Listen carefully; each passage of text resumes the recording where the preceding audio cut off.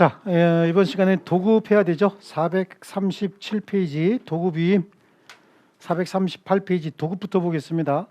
도급위임, 여기서는 한 문제 내지 두 문제가 도급에서 한 문제, 위임에서 한 문제 나올 때도 있고요. 도급이나 위임에서 한 문제씩 나올 때도 있고 꼭 나와요. 근데 양은 많지 않아요. 아시겠죠? 그리고 내용이 어렵지 않습니다. 뒤에 가면 부당이득 불법행위도 한 문제가 꼭 나오는데 거기는 부진적 연대 채무와 관련돼서 공동 불법행위 책임이 나오면 사례 문제로 나와서 조금 어렵긴 한데 도급위임은 굉장히 쉽게 나와요. 그러니까 이거는 무조건 맞아야 돼요. 양도 많지 않습니다. 기본수 위주로 공부하시면 됩니다. 법조문 위주로요. 그래서 도급은 당사자 일방이 어떤 일을 완성할 것을 약정을 하고, 그렇죠? 얘가 일을 완성해주면 얘는 보수를 지급하겠다라고 상호 약정을 하면 그때 효력이 생기는 겁니다. 그래서 도급은 당사자 일방이 어느 일을 완성할 것을 약정하고 상대방이 그 일의 결과에 대하여 보수를 지급할 것을 약정함으로써 효력이 생긴다. 약정하고 약정했죠. 그러니까 무슨 계약이야? 낙성 계약이고, 쌍방이 서로 대가적 의미의 채무를 부담했으니까 쌍무 계약이고, 모든 쌍무 계약은 유상 계약이지 않습니까? 그리고 분류식 계약입니다. 특별한 형식 같은 거 필요 없어요. 매매하고 거의 똑같습니다. 아시겠죠? 매매는 재산권 이전하고 대금 주기로 했잖아. 그 대신 얘는 이쪽에서 수급인이 일을 완성해주고 얘는 보수를 지급하기로 한 거하고 똑같은 거지. 매매하고 거의 똑같습니다. 효과가. 그렇습니다. 그래서 수급인의 의무 보면요. 수급인은 일을 완성해줘야 되죠. 그럼 일은 지 마음대로 완성해야 돼. 계약의 내용에 따라서 해야 돼요. 계약의 내용에 따라서 완성해야 되죠. 그러면 물건을 만들어 달라. 그럼 물건 만들어주면 되고, 건물 지어달라. 그럼 건물 지어주면 되는 거야. 책임지고 지어주면 되는 거지. 여기에 대해서 원래 도급인이 개입할 수 없어요. 그래서 여러분 소장님 가시면 하도급 공정화에 관한 법률 뭐 이런 거 해가지고 여러분들도 청소 용역이나 경비 용역 같은 거 도급받아서 도급으로 계약해요. 그럼 수급인들이 와서 지금 경비 업무 하잖아. 청소 업무 하죠. 이럴 때는요 원래 개입할 수가 없어요. 개입하는 건 청소하면서 시설물을 파괴한다든지 시설물에 대한 청소가 제대로 됐는지 안 됐는지만 개입을 해야지, 청소원 누구를 배치해라 뭐 이런 것까지 개입은 못하는 거예요. 원래가 누가 책임지는 거죠? 수급인이 책임지고 청소 완료해야 되는데 청소가 안 됐으면 그거에 대해서 지적해야지, 왜 저 청소원 배치해가지고 일을 이렇게 했느냐 이렇게는 안 되는 거예요. 아시겠죠? 그래서 하도급 및 이행 보조자는 수급인이 자유롭게 정할 수 있는 거예요. 그래서 거기 두 번째 줄도 타이틀 주실게요. 하도급 및 이행 보조자 사용 가능 줄쳐놓으시고요. 수급인 자신이 반드시 직접 할 필요 없습니다. 특약이나 계약의 성질로 금지되지 않는 한 도급인 동의 없이도 이행 대체자나 대행자나 이행 보조자 하수급인을 사용할 수가 있습니다. 아시겠죠? 자, 됐고요. 동시 이행입니다. 다음 페이지. 보수는 완성된 목적물 인도와 동시에 지급해야 됩니다. 그런데 목적물 인도를 요하지 않는 경우엔 일 완성 후 지체 없이 지급하면 되는 거고요. 아시겠죠? 자, 그래요. 그리고 만약에 여기서 보수라고 하는 건 뭐냐면 목적물 제작 비용 아니면 공사비잖아. 그러니까 목적물에 직접 지출된 비용이죠. 이 보수에 대해서는 양쪽 가로 2번에 유치권이 성립하게 됩니다. 아시겠죠? 자, 쌍무계약성의 채권 채무니까 서로 간에 동시에 이행해야 되는 거고, 그렇죠? 그 다음에 얘는 목적물을 만들어줬을 테니 비용이 지출됐으면 거기에 대해서 유치권이 성립하는 거죠. 매매는 어때? 매매는 합의에 의해서 생긴 채권 채무 관계 아닙니까? 그러니까 매매대금은 유치권의 피담보 채권이 될 수가 없죠. 수급인의 공사대금 채권은 유치권이 성립한다고. 이게 조금 다르죠. 이해하셨죠? 자, 그 다음에 보세요. 건축공사 하기로 했다는가. 갑하고 을이 얘가 이 건물을 이날까지 만들어. 쇼 아닌데 이거 참. 자, 또 쇼라 그럴라. 이날까지 만들어주기로 했다는 거야. 근데 이날 못 만들어주고 이날 만들어줬다는 거죠. 그러면 얘 입장에서는 이날까지 만들어서 자기한테 줘야 임대차에서 뭔가 자기가 돈을 좀 벌 거 아니야. 근데 너무 늦게 줬죠. 너무 늦게 줘서 뭐가 생긴 거죠? 손해. 이걸 지체보상금이라고 해서 지체상금, 지체배상금, 지체상금이라고 한다고. 건설도급 계약에서는 손해가 크다고 봐서 지체상금을 이렇게 정해놓는데, 이거는 채무 불이행으로 인한 손해배상이죠. 그렇죠? 여기서 얘가 줘야 되는 보수는 목적물 인도와 서로 동시행 관계가 있고 이게 대가적 의미의 채무죠. 그렇지 않습니까? 손해배상금 채권은 얘가 얘한테 청구하는 거잖아. 왜? 채무불이행을 했으니까. 여기 목적물 인도와 손해배상이 대가적 의미의 채무예요? 같은 거예요? 가치변동물 아니죠? 요거는 위반 행위에 대한 손해배상금 아닙니까? 그러니까 여기 보수지급과 목적물 인도가 동시이행인 것이지 보수지급과 손해배상금은 서로 동시이행이 아니야. 아니야. 이건 서로 간에 대가적 의미의 채무가 아니에요. 그래서 건축 도급계약과 지체상금 그 양쪽 가로 3번 줄쳐놓으시고 동그라미 2번에 일반적으로 도급계약 시 수급인의 목적물 완성 및 인도 의무와 도급인의 공사대금 지급 의무는 동시이행 관계에 있는 거잖아요. 그런데 수급인이 공사 완성을 지체해서 발생한 도급인이 수급인에 대해서 청구하는 지체상금 채권과 수급인이 공사 완성으로 인해서 도급인에게 청구하는 공사대금 채권은 동시이행 관계가 될 수가 없죠. 그죠? 자, 그다음에 도급인이 선급금 지급 약정 위반과 수급인의 지체 책임인데 공사계약 체결하면서 처음부터 네 돈으로 해라가 아니라 내가 선급금 30% 줄게. 그럼 선급금 받기로 약속을 했잖아요. 그럼 공사 착수하기 전에 받기로 한 거잖아. 근데 선급금 안 준대. 그럼 이쪽에서 계약 위반하고 있는 거죠. 그럼 얘는 공사 착수 안 할 수도 있는 거죠. 당연한 거 아닙니까? 계약의 내용을 위반했으면 처음부터. 그럼 일방 당사자가 위반했으니 상대방은 그에 따른 자기 권리 주장하면서 공사 이행 착수를 거절할 수도 있다고요. 아시겠죠?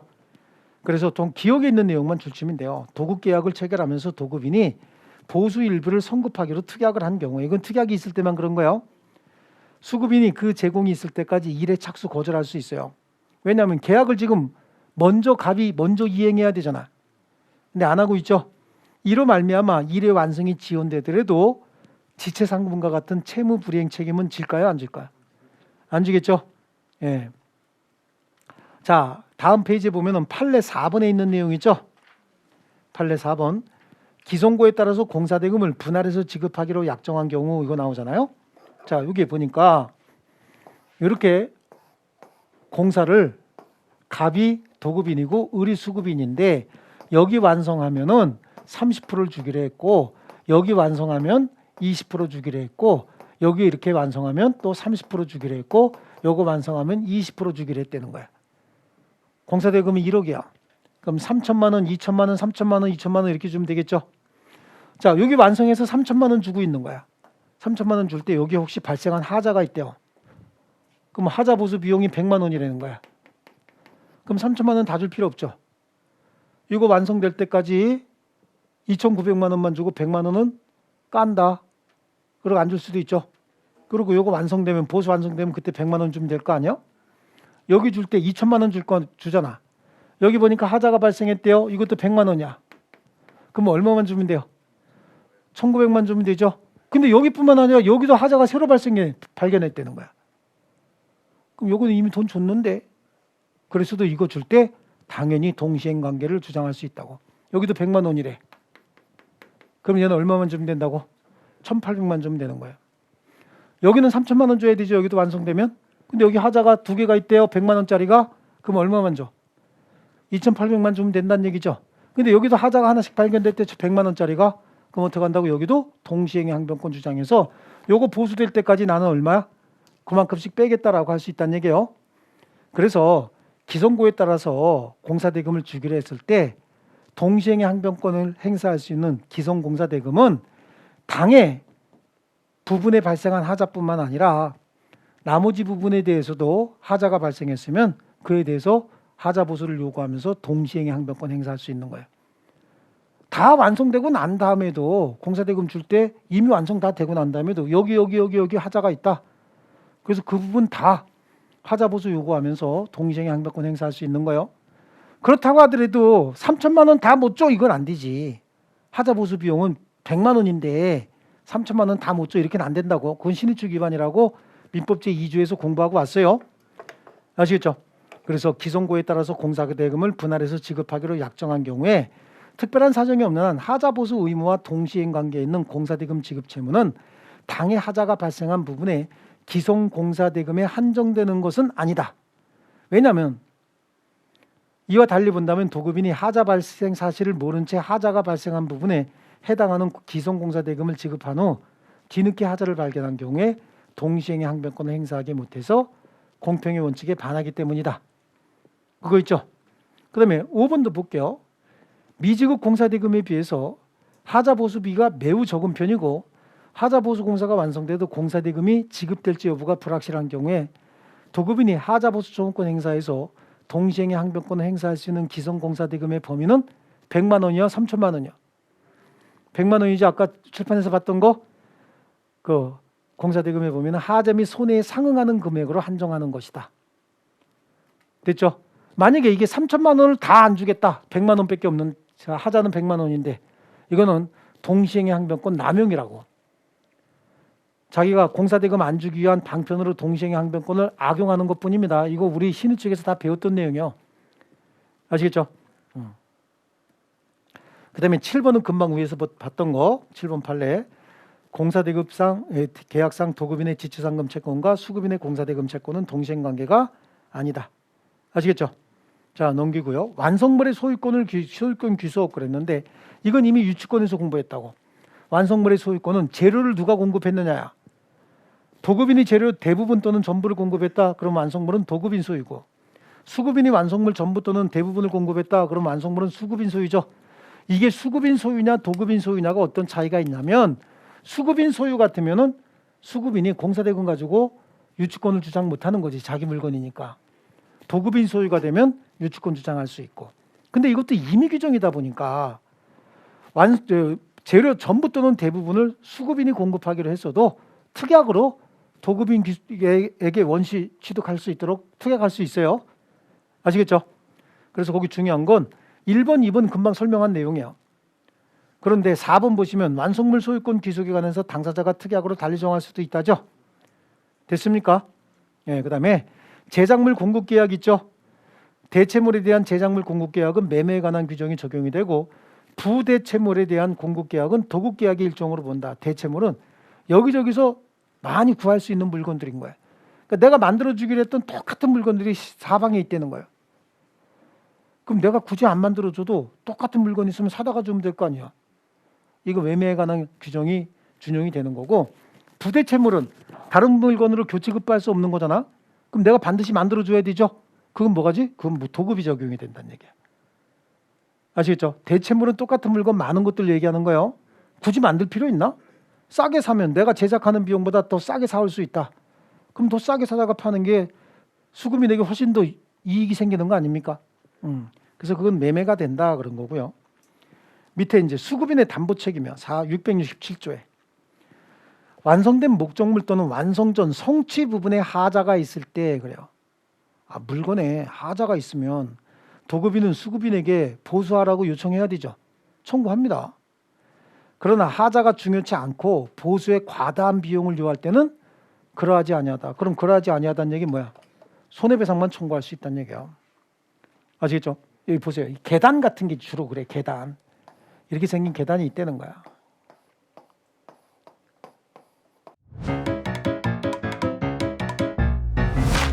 에듀윌 유료 회원만의 명품 교수 서비스.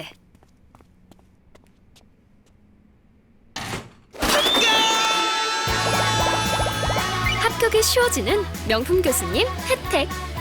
오직 에듀윌 유료 회원에게만. 에듀윌. 이 계단 참이죠. 계단 참. 이렇게 돼 있다고. 계단. 층고 하나를 13cm로 하기로 했다고. 한 층을. 근데 15cm로 했어. 원래 계단은 층 높이가 18cm 이하죠. 원래 얼마씩 했다고? 13cm. 근데 얼마씩 했어? 15cm씩 했다고. 그럼 2cm씩 넘어간 거 커진 거 아니야. 한 층의 계단 보통 몇 개요? 20개죠. 한 층에 20개지. 이렇게 한 바퀴 돌아가고 이렇게 한 바퀴 돌아가니까 보통 한 20개 정도 돼요. 20개. 그러면 2cm씩 늘어났으면 20개면 40cm. 이거 회계 원리 아닌데 40cm요. 근데 이게 10층에 올라갔다는 거야. 그러면 4m가 총 높이가 4m가 올라갔다 그런 얘기죠. 이거 하자는 그다지 중요치 않은 거예요. 이 정도면. 근데 이걸 만약에 2cm씩 까 그럼 공사비 엄청나게 들어가겠죠. 이때는 하자 보수는 청구할 수 없고 그럼 어떻게 손해배상만 청구하는 거예요. 아시겠죠? 그로 인해서 생긴 손해가 있으면 손해배상만 청구합니다. 그래서 하자가 중요치 않고 보수에 과다한 비용을 요할 때는 그러하지 아니하다 뒤에다 해야지. 손해배상만 청구할 수 있다죠. 그래, 그래놓고 밑에다가 계단 이렇게 써놓으면 되겠지. 그럼 뭔지 기억날 거 아니야. 그죠? 그 다음에 제2항에 도급인은 하자보수에 가름하여 또는 하자보수와 함께 손해배상을 청구할 수 있다. 자, 하자보수에 가름해서 손해배상을 청구한다는 얘기는 수급인에게 다시 시키면 또 눈 가리고 아웅식으로 땜빵할 것 같아. 그럼 네가 하지 말고 손해배상해라. 내가 딴 사람 시킬게 라고 할 수도 있고, 주요 내력 구조부에 하자가 생기면 그때는 하자보수와 함께 손해배상도 같이 청구할 수 있는 거예요. 아시겠죠? 주요 내력 구조부가 뭐야? 그치, 내기 바보지죠? 내기하면 바보 되는 거예요. 네. 자, 됐습니다. 그 다음에 수급인의 담보 책임, 법정 무과실 책임이다 라고 하는 거 양쪽 가로 2번 있죠? 그것만 좀 줄쳐놓을게요. 수급인의 담보 책임은 법정 무과실 책임이다. 하지만 동그라미 2번에 보시면 수급인의 담보 책임은 책임에 관한 민법 666조는 강행 규정이 아니에요. 당사자 사이에 담보 책임 면제 특약할 수도 있고, 면제 특약이 있으면 수급인은 담보 책임지지 않는 거야. 그러면 이제 매매에 관한 규정이 그대로 끌고 오기 때문에 수급인은 하자가 있음을 고지하고 면제 특약하면 면제가 되지만, 그걸 싹 감춰놓고 면제 특약하면 그건 면제 안 되겠죠. 이건 신의칙상 허용할 수가 없는 거지. 자, 도급인의 계약 해제권이에요. 도급인이 완성된 목적물, 그 완성된 목적물을 동그라미 쳐놓으시라고. 완성된 목적물. 하자를 인하여 계약의 목적을 달성할 수 없을 때는 계약을 해지할 수 있는데, 그러나 건물 기타 토지의 공작물에 대해서는 그러하지 아니하다. 아하. 건물은 완성이 됐는데 하자가 있어도 계약 해제 못해. 이미 완성되기 전에는 해지할 수 있는데 하자를 이유로 완성되고 난 다음엔 해제 못하고 손해배상만 청구할 수 있어요. 아시겠죠? 여기서 건물 중요합니다. 아주 많이 나오는 거예요. 이거 건물. 그럼 도급인은 완성된 건물의 하자로 그러면 계약 해제 못한다는 얘기죠. 예, 중요한 겁니다. 그래서 동그라미 3번에 있는 내용, 건물 기타 토지의 공작물에 관해서는 목적물의 하자가 있다 해도 손해배상 청구는 가능하지만 도급계약을 해지할 수는 없다. 되셨죠? 자, 좋습니다. 다음 페이지 양쪽 가로 4번에 도급인의 손해배상 청구와 손해배상액의 산정 시점이에요. 자, 도급인이 생각 먼저 하고 수급인에게 손해배상을 청구한다는 얘기는 하자 때문에 그런 거 아니에요? 하자가 없는데 손해배상 청구할 일은 없잖아요. 그러면 도급인이 수급인에게 행사하는 손해배상 청구권은 다 뭐 때문에 생겼다? 하자 때문에 생겼다. 이것만 잘 기억하고 있으면 이거는 또 어렵지 않은 거예요. 그래서 하자 보수를 청구한 후에 또는 하자 보수와 함께 손해배상을 청구할 때는 그래요. 그럼 손해배상 청구액의 산정 기준은 하자 보수 청구 시를 기준으로 해야지. 하자 보수와 함께 청구할 때는 하자 보수 청구 시. 하자 보수 청구와 하자 보수하고 난 다음에 손해배상 청구할 때도 하자 보수 청구 시를 기준으로 손해배상액을 산정되는 거야. 그러니까 7월 1일 날 하자 보수 청구했어요. 그래서 하자 보수가 끝났어. 그로 인한 손해배상 청구할 때는 7월 1일자 시가상당액으로 손해배상 청구하는 거야. 하자 보수와 함께 손해배상 청구할 때 당연히 하자 보수 청구 당시에 시가상당액으로 손해배상 청구액을 산정하는 겁니다. 아시겠죠? 그런데 동그라미 2번은 그것도 줄칩니다. 하자보수 청구하지 않고 아예 처음부터 하자보수 대신 하자보수는 청구하지 않았어요. 손해배상을 청구할 때는요. 그럼 하자보수는 전혀 청구하지 않았다는 얘기죠. 그럼 손해배상 청구 시점이 손해배상액은 손해배상 청구 시점이 손해배상액을 산정하는 기준 시점이 되는 거예요. 하자보수 대신 청구하는 거니까 손해배상 청구한다는 얘기는 다른 말로 하자보수 청구했다 그 얘기야. 그게 결국은 하자보수로 인한 손해배상 청구할 때 손해배상 청구액의 산정 시점은 하자 청구시라고. 그런데 이제 하자보수 청구 후에 손해가 남으면 손해배상을 추가로 청구할 수도 있잖아요. 이땐 하자보수 청구 시점이고, 하자보수 청구와 함께 손해배상을 같이 청구할 때는 이때도 하자보수 청구 시점이 손해배상액을 산정하는 기준이 되는 거고, 하자보수 없이 손해배상만 청구한다는 얘기는 결국은 손해배상은 하자보수 대신 청구하는 거잖아. 손해배상을 청구했다는 얘기는 하자보수 청구했다 그 얘기 아닙니까? 손해배상 청구할 때는 하자보수 청구 안 하고 손해배상 대신 청구한다는 얘기잖아. 그러니까 손해배상 청구했다는 얘기는 하자보수 청구했다 그 얘기죠 이게. 그러니까 이때는 손해배상 청구시라고 하지만 본질은 뭐지? 하자보수 청구시란 말이에요. 아시겠죠? 그러니까 손해배상 청구권은 왜 생겼다? 하자보수 때문에 생겼다는 얘기예요. 이해되셨습니까? 자, 다음 페이지 보면은 담보책임의 존속기간이 나와요. 담보책임 전 3조 하자보수와 관련된 규정에 의한 하자보수 및 손해배상 청구 계약 해제는 목적물 인도받은 날로부터 몇 년이요? 1년. 근데 모든 게 그런 건 아니야. 건물이나 토지 같은 건 존속기간 엄청나게 길잖아. 제작물 같은 경우야 1년 지나면 거의 너덜너덜해서 많이 마모가 된다고 하지만 건물이나 토지 공작물 같은 경우는 길어야 되죠. 그러니까 여기는 지금 건물, 토지 공작물은 밑에 별도 규정이 있어요. 그래서 목적물 인도를 유하지 않는 경우에는 일이 종료된 날로부터 1년이고요. 671조는 수급인의 담보 책임 중에서 토지 건물에 대한 특칙. 그러니까 670조는 토지 건물은 뺀 거구나. 토지 건물은 별도 규정이 있으니까요. 그래서 토지, 건물, 기타 공작물의 수급인은 목적물 또는 지방공사 하자로 인하여 인도 후 몇 년간? 5년간이야. 자, 목적물 또는 지방공사라고 했잖아. 핵심이 지방공사죠. 땅공사, 땅 넘어져 있지. 넘어져 있으니까 몇 년이지? 5년이. 5년. 지방공사니까. 그런데 거기에 보니까 목적물이 석조, 석회조, 연화조, 금속, 기타, 이와 유사한 재료래죠. 석조, 석회조 같은 경우는 높은 건물이잖아요. 높이 지은 건물들 얘기하는 거죠. 그러니까 높이 지었으니까 몇 년이요? 10년이라고. 괜히 이렇게 정한 게 아니야. 내가 어떻게 보면 지방공사가 더 오래 가야 되는 거 아닌가요? 그렇지 않아요? 지방공사가 훨씬 더 지방공사가 잘 돼야 건물 잘 서 있는 거잖아. 지방공사 잘못되면 건물 서 있을 수가 있어요? 근데 지방공사 왜 5년을 했어요? 자빠져 있잖아. 석조, 석회조는 벌떡 서 있죠? 서 있잖아 이렇게. 그렇지 않습니까? 그래서 10년이야. 그리고 전항의 하자로 인하여 목적물이 멸실 훼손된 데는 멸실 훼손된 날로부터 1년 내에 손해배상 청구하는 거고요. 담보 책임의 면책입니다.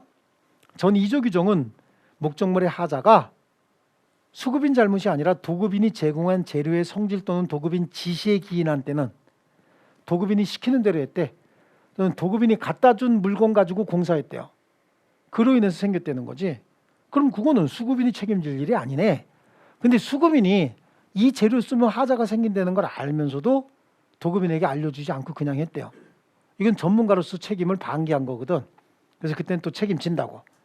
그러나 수급인이 재료 또는 지시의 부당함을 알고도 도급인에게 고지하지 않았답니다. 그때는 책임 면책되지 않습니다. 아시겠죠? 그리고 담보책임 면책 특약을 한 경우에도 담보책임 없음을 약정한 경우에도 알고 고지하지 않은 사실까지는 책임 면할 수 없다고 아까 얘기를 했죠. 좋습니다. 도급인은 그럼 어떤 의무가 있느냐? 도급인은 보수 지급해야 되죠. 그래서 동그라미 1번 도급인은 수급인에게 보수를 지급해야 된다. 동그라미 2번에 보수는 완성된 목적물 인도와 동시. 인도를 유하지 않으면 뭐였었어요? 완성과 동시죠. 완성 후 지체 없이 지급해야 된다. 그 다음에 수급인의 저당권 설정 등기 청구권인데 수급인이 말이죠. 공사비를 못 받았어.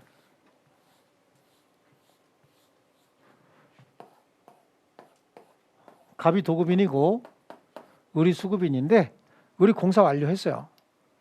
근데 돈을 못 받았대. 그럼 여기다가 유치권 주장하고 있을 거 아니겠어요? 그렇죠? 유치권 주장하고 있어. 그랬더니 갑이 야 내가 너한테 공사대금을 주려면 이거 임대차에서 보증금 받아야 공사대금 주는데 네가 점유하고 있으니까 내가 임대차를 못하지 않냐. 빨리 점유 좀 풀어라. 그래야 내가 임대차에서 보증금 받아갖고 줄게. 그럼 우리 네! 그리고 나오는 순간 돈 못 받아. 그렇죠? 그럼 우리 뭐라 그래? 그럼 저당권 설정해 주세요. 원래 저당권의 피담보 채권은 세상에 존재하는 모든 채권이 다 피담보 채권 될 수 있다고 그랬죠. 저당권 설정해 주세요. 그 저당권 설정 청구할 수 있다고. 공사대금 채권 가지고 아시겠죠? 그렇다고 저당권이 성립하는 건 아니야. 이때 도급인이 저당권 설정 청구에 응해서 도급인이 저당권을 이거 한 번씩 가끔 그러죠. 저당권을 설정해 줘야만 저당권이 성립하는 겁니다. 아시겠죠? 그래서 부동산 공사 수급인은 보수에 관한 채권을 담보하기 위해서 수급인이 공사한 그 부동산을 목적으로 해서 저당권의 설정을 청구할 수 있습니다. 거기 동그라미 2번 줄게요. 저당권 설정 등기 청구권은 형성권이 아닌 청구권이죠. 됐죠? 그 다음에 그 밑에 판례는 이제 2번 판례 한번 보시면 돼요. 2번. 공동수급체가 공사를 시행함에 있어서 도급인에게 가지는 채권은 그랬는데요. 자, 공동수급체는요. 갑이 도급인이고 을이 수급인인데 공사가 엄청 큰 공사야. 이렇게 갖고 여기다가 말뚝도 단단 벽집안에 말뚝도 이렇게 박아야 된다고. 그 다음에 이게 온통기초가 전면기초로 바뀌었다면서 기초 이름이 그래서 전면기초 공사도 해야 되고 바깥방수도 해야 되고. 근데 얘는 건축공사는 자신이 있는데 토목공사가 자신이 없어요. 그럼 어떻게 해야 돼? 병하고 합작해야 되지. 혼자는 기술력이 부족하니까 도급을 못 받을 수급을 못 받을 거 아니냐고. 그러니까 이렇게 해서 건축업자와 토목업자가 공동으로 공사를 수급했다고. 그럼 얘네들이 뭐가 된 거지? 조합이지, 조합. 조합이죠. 공동사업 목적 달성을 위해서 계약을 체결하면 이걸 조합이라고 하잖아요. 이걸 건설 현상에서 뭐라고 불러? 컨소시엄 구성해서 들어보셨어요? 이렇게 해서 이제 공사 도급 받아서 공사를 해. 그럼 이제 토목업자는 여기까지 다 끝났어. 그럼 토목공사 끝난 거죠? 그럼 돈 받아야 되잖아. 나 혼자 가갖고 어이 내가 완성한 채권 내놔 공사비 내놔 라고 청구할 수 있어요 없어요? 없는 거야. 이때 이 갑은 조합하고 계약을 체결한 거지 개인하고 계약 체결한 게 아니잖아요. 아시겠죠? 그래서 얘네들이 조합을 형성을 해서 공동수급체가 도급인에게 가지는 채권은 뭐죠? 공사대금 채권이지만 조합이 가지고 있는 채권이니까 합유관계와 유사한 관계죠. 합유잖아 얘네들이 가지고 있는 재산은. 그래서 거기 공동수급체가 공사를 시행함에 있어서 도급인에게 가지는 채권은 원칙적으로 공동수급체의 구성원에게 합유적으로 귀속되는 것이어서 특별한 사정이 없는 한 구성원 중 1인이 임의로 도급인에게 출자 지분 비율로 청구할 수는 없다까지만. 그럼 어떻게 해야 돼? 조합이 청구해야 된다니까. 조합이 청구해서 받아서 배당을 이루어주는 건 내부적으로 배당하면 되는 거고 개인적으로 가갖고 청구할 수는 없다는 얘기예요. 이해하셨죠? 자, 그 다음에 도급의 종료 그래요. 도급의 종료는 뭐 계약의 일반적 공통 소멸 원인에 의해서 소멸하는데 2번으로 바로 가면 돼요. 도급의 특수한 종료 원인.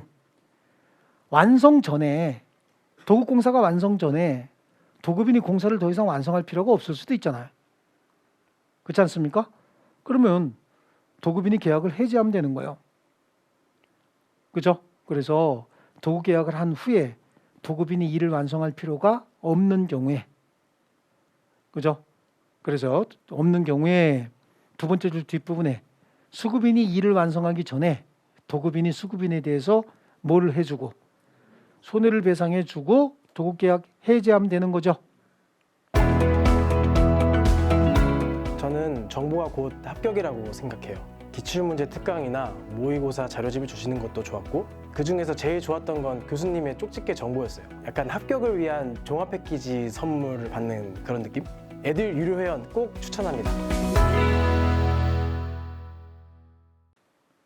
됐죠?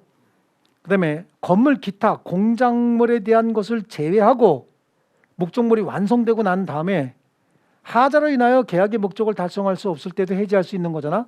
근데 건물 기타 특히 건물 같은 경우는 이미 완성이 됐대요. 완성이 되면 그 하자로 인하여 계약의 목적을 달성할 수 없어도 손해배상만 청구할 수 있는 거예요. 그 다음에 도급인의 파산이지. 도급인이 파산 선고받았다는 얘기는 더 이상 경제활동할 수 없게 됐다 그런 얘기죠. 그럼 도급인의 재산은 다 누가 승계받아? 파산관제인이 승계받는 거 아닙니까? 그래서 동그라미 1번 도급인이 파산 선고받은 때에는 줄쳐 놓으시고요. 두 번째 줄 뒷부분에 가면 수급인 또는 파산관제인은 도급계약을 해지할 수 있는데 수급인의 책임 있는 사유 아니잖아. 거기다 파산관제인이 책임 있는 사유입니까? 파산관제인은 그런 책임 없죠. 그래서 동그라미 2번도 줄칠게요. 이 경우 각 당사자는 상대방에게 계약 해지로 인한 손해배상을 청구하지 못한다. 그럼 수급인은 공사 반쯤에 있는데 계약이 해지되면 공사비 못 받은 거 있잖아요. 그럼 파산재단에 가입을 해서 배당 요구하는 거예요. 그래서 받을 수 있는 겁니다. 되셨죠? 자, 거기 24회 기출문제 한번 보시죠. 도급에 관한 설명입니다. 특별한 사정이 없는 한 수급인은 다른 사람 사용해서 일을 완성할 수 있어요, 없어요?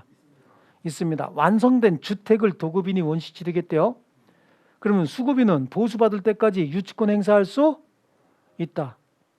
도급인이 파산 선고로 수급인이 계약을 해지했대요. 수급인은 도급인에게 계약 해지로 인한 손해배상 청구할 수 있습니까? 얘는 이미 파산 선고 받았으면 경제활동 중지되네요. 그럼 파산 관제인이 등장하지 얘는 지금 안 나타나는 겁니다. 예.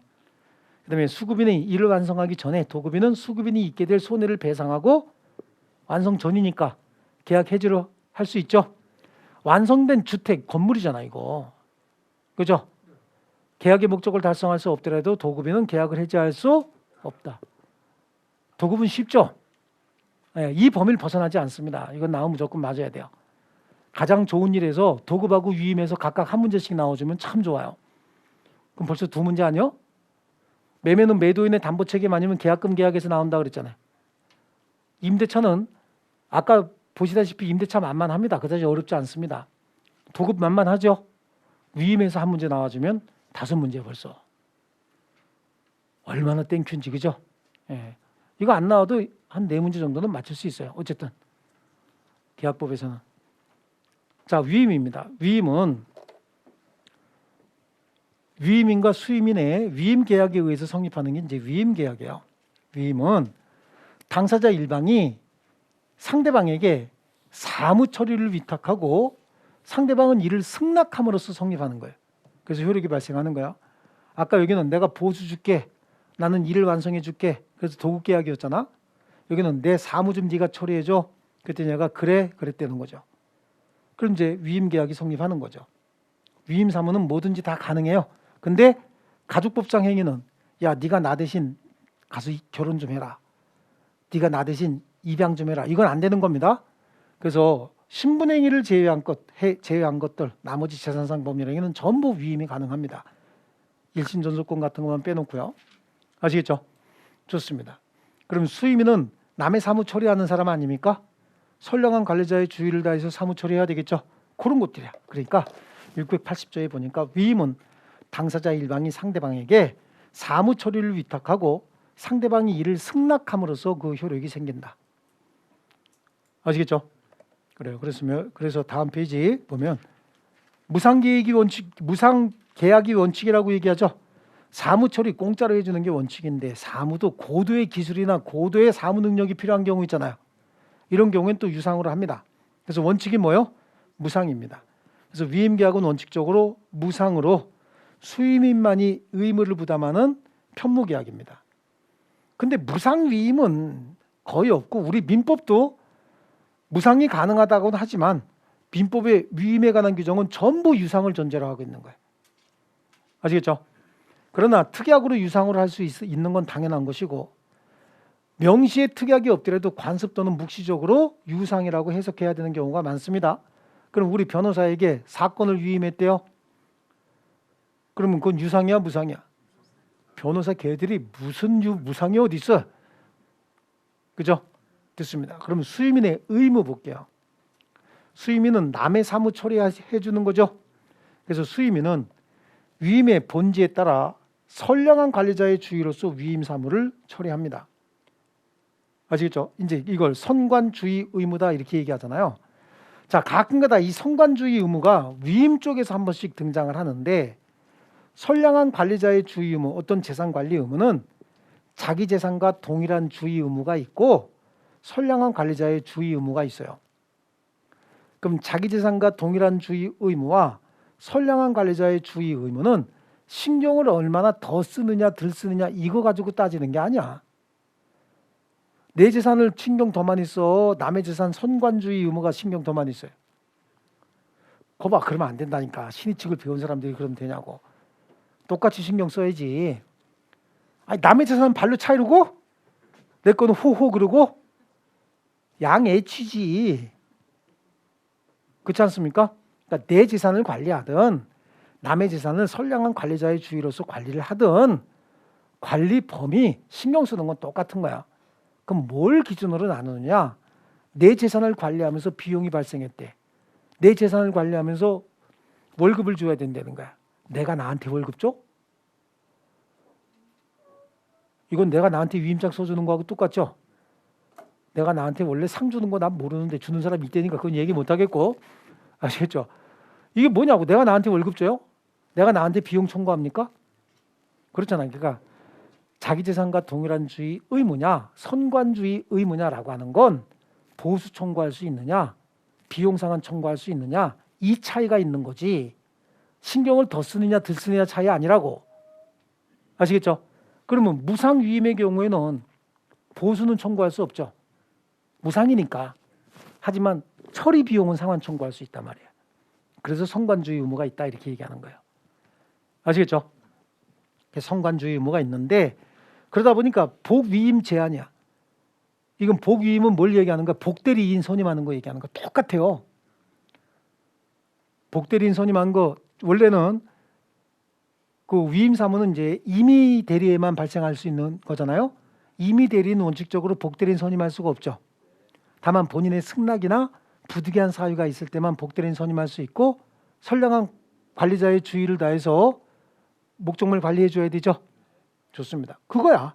그러니까 수임인은 본인의 승낙이나 부득이한 사유 없이 제3자로 하여금 자기에 가름하여 위임 사무 처리하게 할 수 없고 만약에 전항의 규정에 의하여 본인의 승낙이나 부득이한 사유로 인해서 위임 사무를 처리하게 한 경우에도 어떻게 해야 됩니까? 선량한 관리자의 주의를 다해서 관리해야 되죠. 다만 위임인이 복수임인을 지정을 했다. 복대리인을 지정을 했대. 그럼 부불통의 책임만 지면 되는 거죠. 그거 그대로 적용하겠다는 거예요. 여기. 아시겠죠? 자, 좋습니다. 그 다음에요. 위임 사무 처리에 수반되는 의무 그래요. 수임인은 지금 남의 사무 처리하고 있잖아요. 그러니까 수임인은 위임인의 청구가 있으면 위임 사무 처리 사항을 위임인에게 보고해야 될 거 아니야. 근데 한번 생각해 보세요. 위임인이 요청하지 않았대. 그래도 위임 사무 끝나면 당연히 보고해야 될 거잖아요. 업무 끝났으니까. 근데 중간중간에 위임인이 요청한답니다. 그럼 요청하면 보고해 줘야 되죠. 업무 진척이 얼마나 됐어요? 예, 30% 됐습니다. 뭐뭐 처리됐습니다. 그래야 되지. 아무 얘기 안 하고 끝났대. 끝났으면 그냥 끝내고 마는 거야? 그 당연히 보고해야지 그것도. 그래서 위임이 종료된 때는 지체 없이 그 전말을 보고합니다. 자, 그다음에 물건, 권리 등의 인도 및 이전 의무인데 다 이것도 아주 당연한 겁니다. 수임인이 위임 사무 처리하는 과정에서 취득한 권리가 있대. 지금 남의 일 처리하면서 권리 취득했대죠. 그럼 그건 지 거야, 위임인 거야? 위임인 거지 당연히. 그렇죠? 권리를 취득했거나 또는 금전을 취득했대요. 그건 당연히 위임인에게 돌려줘야 되겠죠. 그래서 수임인은 위임 사무 처리로 인하여 받은 금전, 물건 및 수취한 과실을 위임인에게 인도해야 되고 또 수임인이 위임인을 위해서 자기 명의로 취득한 권리도 위임인에게 이전해 줘야 되겠죠. 그 다음에 수임인의 금전 소비 책임인데 수임인이 위임인에게 인도할 금전 또는 위임인의 이익을 위하여 사용할 금전을 위임 사무로 처리해야 되는 돈을 자기를 위해서 소비했답니다. 그럼 소비한 날 이후에 이자 지급해야 되고 손해 있으면 손해까지 배상해 줘야 된다. 이거 뭐 어렵습니까 이게? 이거 왜 이런 일이 규정이 생겼지? 갑자기 눈이 커집니까? 그렇지 않습니다. 여러분 도급하고 위임 같은 경우는 법조문을 중심으로 공부하시고 제가 밑줄 쳐진 판례 있죠? 요 정도만 하시면 무조건 다 맞아 이거는. 아시겠죠? 예. 그 다음에 다음 페이지 보시면 위임인의 의무와 수임인의 권리예요. 그러면 위임 계약이 체결이 됐고 위임인이 수임인에게 일 시켰대 일. 그러면 수임인이 일 잘할 수 있도록 분위기 조장해 줘야 될 거 아니냐고. 그래서 수임인은 특별한 사정이 없으면 위임인에게 보수는 청구할 수 없다 그랬잖아요. 무상이 원칙이라고 그랬죠. 근데 혹시 보수를 약정한 경우 제2항에 수임인이 보수를 받을 경우에는 위임 사무가 끝나고 나면 청구하는 거예요. 일 끝내고. 그런데 기간으로 보수를 정했다. 그 말은 아니 한 달에 한 번씩 받기로 했대요. 위임 사무는 1년 동안 유지가 되는데 한 달에 한 번씩 보수를 받기로 했대. 그럼 한 달에 한 번씩 청구하면 되죠. 3개월에 한 번씩 받기로 했대. 그럼 3개월에 한 번씩 청구하면 되는 거야. 뭘 그걸 법으로 정하고 있냐.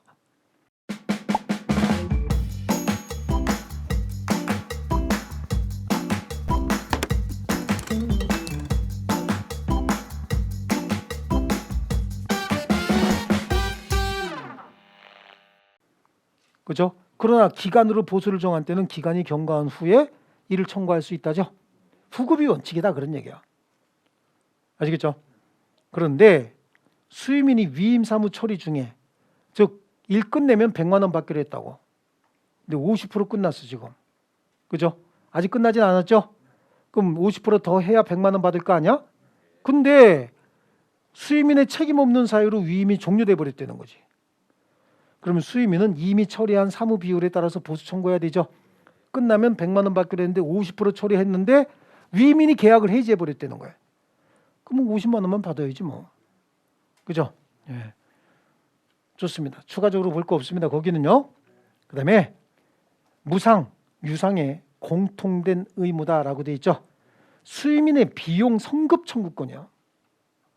자, 제가 아까 무상이 됐든 유상이 됐든 일단은 비용 상한 청구할 수 있다든지 보수를 청구할 수 있으면 선관주의 의무가 있다 그랬잖아요.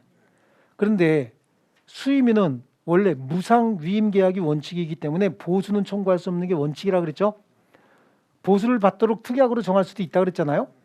그런데 유상 위임이든 무상 위임이든 무조건 보수는 청구한다니까. 처리 비용. 그것도 선급에서 청구할 수 있어요. 이건 선급이 가끔 나와요. 위임 사무 처리의 비용을 요하는 때 위임인은 수임인 청구에 의해서 이를 어떻게 해야 된다고? 선급해야 된다. 미리 줘야 된다는 얘기야. 아시겠죠? 청구가 있으면 미리 주는 거요. 네, 좋습니다. 그러다 보니까 선관주의 의무가 있는데 688조에 보니까 수임인이 위임 사무 처리에 관하여 필요비를 지출했다는 얘기는 선급 못 받았다 그런 얘기예요. 이때는 위임인에게 지불한 날 이후에 뭘 청구해야 돼? 이자를 줘야지. 선급할 의무가 있는데 안 줬잖아. 지금 이거 후급이 아니야. 보수는 후급이요. 약정해도. 하지만 비용은 어떻게 한다고? 선급이라고. 그러니까 수임인이 위임 사무 처리에 필요한 채무를 부담했대. 아까 권리를 취득했으면 권리 위임인에게 이전해 줬잖아. 그럼 채무를 부담했으면 누가 갚아야 돼? 위임인이 갚아야죠. 그래서 위임인에게 자기에 가름하여 이를 변제하게 할 수 있고, 근데 문제는 채무 변제 기일이 앞으로 2년 후에 변제하는 채무였다는 거야. 근데 오늘 위임 끝났어. 그럼 2년 후에 위임인이 잘 갚겠죠? 아이, 갚지. 또 왜 몰라. 아주 믿고 살아야지. 잘 갚을 거 아니야. 근데 100%다 갚는다는 보장은 없으니까 문제가 되는 거 아니냐고. 그죠? 그럼 어떻게 해야 돼? 담보 요청해야지. 네, 좋습니다. 그래서 그 채무가 변제기에 있지 아니한 때는 2년 있다 갚는 것 같으면 2년 동안 담보 제공 요구해야 되죠. 수임인은 위임 사무 처리를 위하여 과실 없이 받은 손해가 있을 때는 위임인에게 그 배상을 청구할 수 있다. 내 사무 처리하면서 내 과실 없이 손해가 발생했대. 그러면 에이 내 팔자야 그러고 말지만 위임 사무 남의 사무 처리하다가 과실 없이 손해가 생겼대. 위임인에게 위임을 받아서 수임인이 위임은 건물 가갖고 건물 공사에 관한 감독하다가 건물 위에서 물건이 떨어져 갖고 차가 깨졌다는 거야. 그럼 수임인 과실 없이 발생한 손해잖아 이거. 이거에 대해서는 위임인에게 배상 청구할 수 있다는 얘기야. 이해되셨죠? 자, 그다음에 위임의 종료 그래요. 자, 689조에 보니까 위임 계약은 각 당사자가 동그라미 치세요. 언제든지 해지할 수 있다. 자, 우리 보니까 법인과 이사 사이에서는 이사가 대외적으로 활동할 때는 대리에 관한 규정이 준용이 되지만 내부적인 관계는 위임에 관한 규정이 준용이 된다 그랬잖아. 그래서 이사나 법인은 언제든지 서로 간에 해지하고 이사도 사임할 수 있다 그랬죠. 이것 때문에 그런 거야. 언제든지 해지할 수 있기 때문에. 아시겠죠? 근데 각 당사자 일방이 줄칩니다. 부득이한 사유 없이 줄쳐놓고, 또 하나 상대방이 불리한 시기에 해지한 때는, 그러니까 부득이한 사유 없이 줄쳐놓고 상대방이 불리한 시기에 해지 줄쳐놓습니다. 그리고 두 개를 플러스로 묶어야 되는 거야. 부득이한 사유가 있어서 불리한 시기에 해지한 때는 해당하지 않는 거겠죠. 부득이한 사유는 없지만 불리한 시기가 아니다라고 하더라도 해당 없어요. 두 가지가 동시에 겹쳐졌을 때 그 해지한 때는 손해를 배상하여야 한다. 아시겠죠? 그리고 위임은 당사자 한쪽의 사망이나 파산으로 종료가 되고, 수임인이 성년 의견 개시 심판 받은 때도 이와 같다라고 하는데, 우리 대리권의 소멸 사유 중에서 사성파, 사원수 그랬잖아요. 근데 거기에 우리 칠판 판서 내용이 이런 거 있었을 거야. 사성파, 사파, 원수 그랬죠. 사성파, 사파, 원수에 위임은 당사자 일방의 사망, 당사자 일방의 뭐요? 사망, 파산. 그 다음에 수임인이 성년 의견 개시 심판 받은 때도 소멸한다죠. 이거 대리인 본인이었잖아. 그 사성파, 사파요. 이거 사성파, 사파. 이게 위임의 종료 사유야. 당사자 일방 누구라도 사망했다든지 누구라도 파산하게 되면 위임은 종료가 되는 것이고, 수임인이 성년 의견 개시 심판을 받은 때도 위임은 종료가 된다. 여기까지야. 사성파, 사파. 아시겠죠? 좋습니다. 위임의 종료. 그 위임의 종료 원인은 동그라미 1번의 위임 계약은 각 당사자가 언제든지 해지할 수 있다 그랬죠? 됐지 않습니까? 좋습니다. 그다음에 종료 시 특별 조치가 나와요. 급박한 사정으로 인한 조치인데, 위임이 종료가 됐대. 이사의 계약 기간이 만료가 됐대요. 이사가. 그런데 그 회사에는 이사가 5명이 필요한데 지금 2명은 이미 그만뒀고 한 사람은 임기가 만료가 됐다는 거야. 그럼 이 사람 없으면 업무 처리 과반수로 해야 되는데 업무 처리 못할 거 아니냐고. 이게 급박한 사정이란 말이에요. 이런 게. 이런 경우에 수임인 그 상속인, 즉 이사나 그 상속인이나 법정 대리인은 위임인, 즉 법인이나 그네들이 위임 사무 처리할 수 있을 때까지 사무 처리 어떻게 한다? 계속하는 거야. 그러니까 이 사람 있잖아. 이게 요거 수임인, 이사는 새로운 이사가 선임되거나 임시이사가 선임될 때까지는 이제 업무 처리 계속 해야 된다는 얘기예요. 이해하셨죠? 예. 그다음에 이 경우 위임 전속과 동일한 효력이 있고, 또 위임 종료 사유는 이를 상대방에게 통지하거나 상대방의 안떼가 아니면 이로써 상대방에게 대항하지 못한다. 어제까지 우리 회사 이사였다니까. 근데 오늘 임기가 끝나서 나갔어. 아니면 해임이 됐다고. 해지가 돼서. 그럼 더 이상 대외적으로 활동하면 안 되죠. 그럼 거래처, 얘가 거래하던 거래처에다가 다 알려줘야지. 안 알려주면 어제까지 이사했던 사람이 오늘 그만뒀는지 상대방이 알아 몰라. 모르고 계속적 거래할 거 아니겠어요. 그로 인한 손해 배상해 줘야 된다고. 이해하셨죠? 자, 위임과 관련돼서 22회 기출문제 볼게요. 옳지 않은 겁니다. 수임인은 보수 약정이 없는 경우에도 선관주의 의무가 있습니까? 뭐 때문에 선관주의 의무가 있어요? 보수 청구할 수 있죠? 과실 없이 발생한 손해배상 청구할 수 있잖아요.